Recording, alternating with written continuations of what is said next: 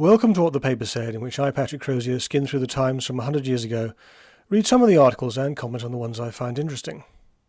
In this episode, the week ending the 11th of November 1923, trouble in Munich.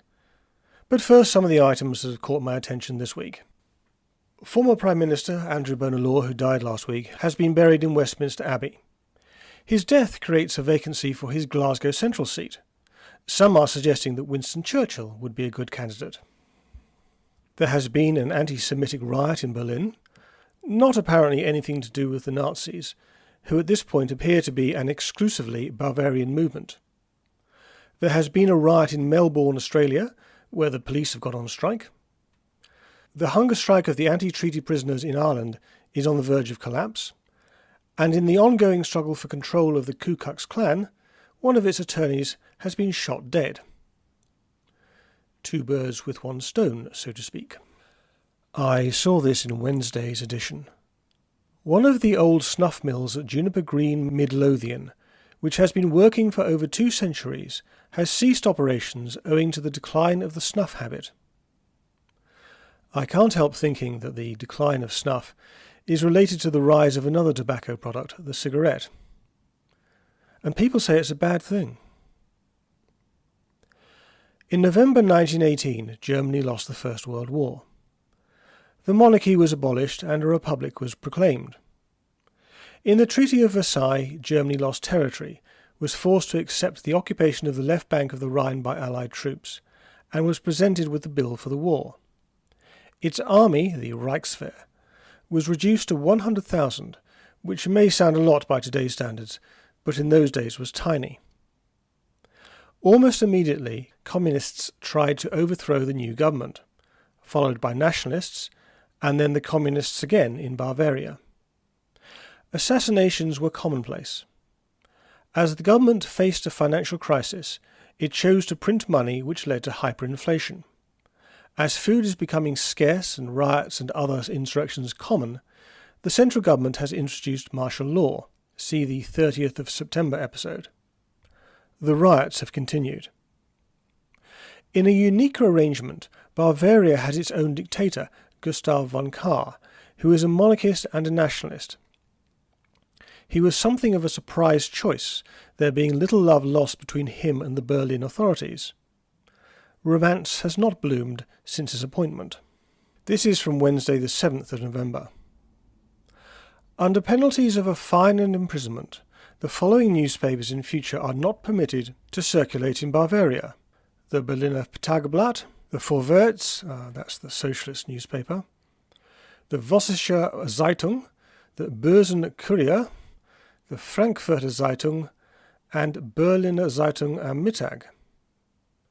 In attempting to justify this edict, it is announced that these newspapers have misrepresented conditions in Bavaria, and have been responsible in northern Germany for a campaign of hatred against Bavaria.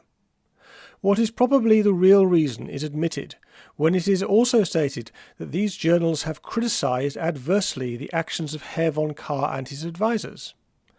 The public in Bavaria and elsewhere will have little difficulty in deciding whether Herr von Kahr is above criticism or merely afraid of it. There's other trouble. Bavarians are peculiarly unwilling to allow the Allies to inspect their military facilities. This is from Thursday the 8th. As far as Bavaria is concerned, it is clear that it will not be possible to guarantee the personal safety of the Allied officers if they attempt to carry out any inspection of barracks or factories.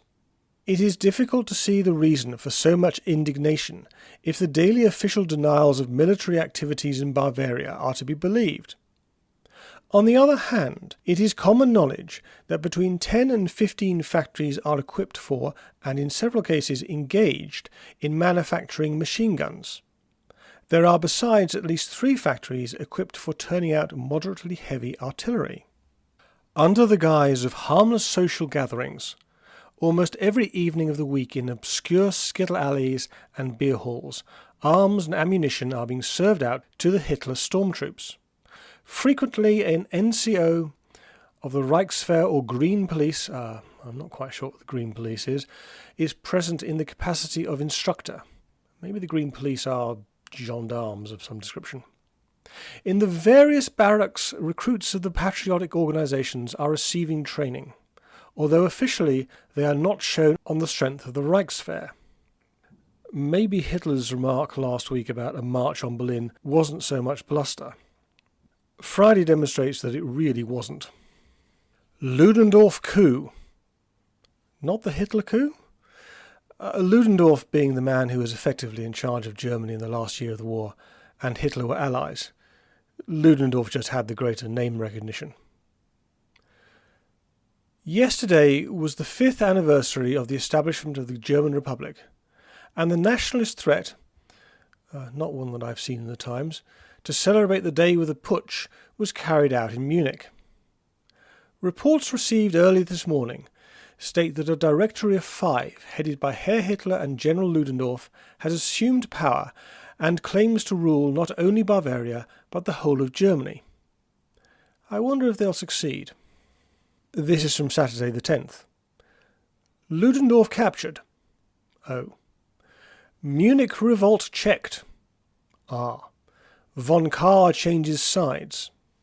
The attempt of General Ludendorff and Herr Hitler, with the support of their extreme nationalist followers, to seize power in Bavaria and challenge the Berlin government has failed.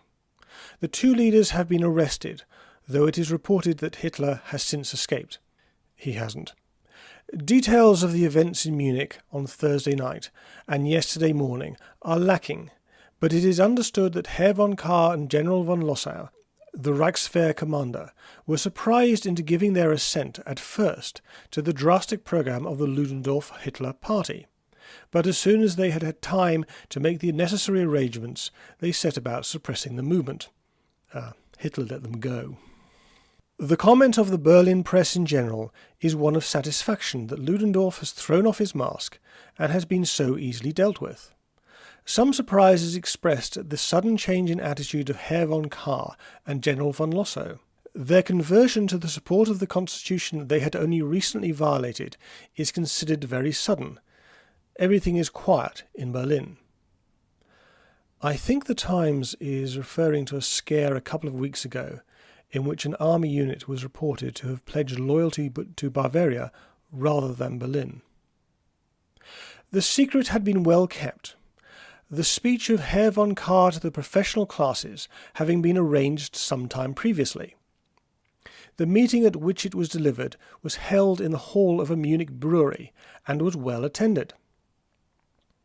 It was, he said, on that day 5 years ago that Germany had collapsed, and today the foundations of the new national army were to arise in Germany. As he said this, there was a commotion in the hall, and Herr Hitler, with some men at his back, forced his way to the platform. He had brought in all some 600 men, with whom he had surrounded the building.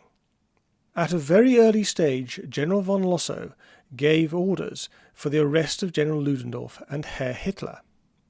Hitler did not forget von Kahr's supposed treachery and, spoiler alert, had him killed during the night of the Long Knives. The Beerhall Putsch, as we call it these days, is honoured with an editorial.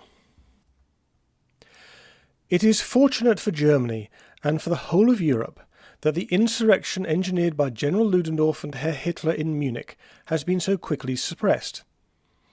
Is it? Even at this distance it is difficult to tell. In making his premature coup in association with the house decorator and demagogue, Hitler, on the 5th anniversary of the German Republic, General Ludendorff committed the most foolish error of tactics. Not only did he misinterpret the temper of the German people as a whole, he misunderstood the attitude of those very Bavarian separatists who have recently been in conflict with the government of Berlin. First of all, notice how the Times thinks it's Ludendorff rather than Hitler who is pulling the strings here. Secondly, even knowing what happened, I'm surprised that von Kahr didn't throw his lot in with Hitler and Ludendorff. He was a nationalist, he was no Democrat, the central government was extraordinarily weak. Why not be part of a coup? Having said that, it would appear that the decision to make him Bavarian dictator was inspired. Not that it mattered in the end. It is satisfactory that the Ludendorff myth has been exploded, and that the most dangerous elements in the reactionary movement in Bavaria and elsewhere have, for the time being at any rate, received a severe check. As another Austrian once said, "I'll be back." Anyway, that's all for this week. I aim to have something up next week, but I promise nothing.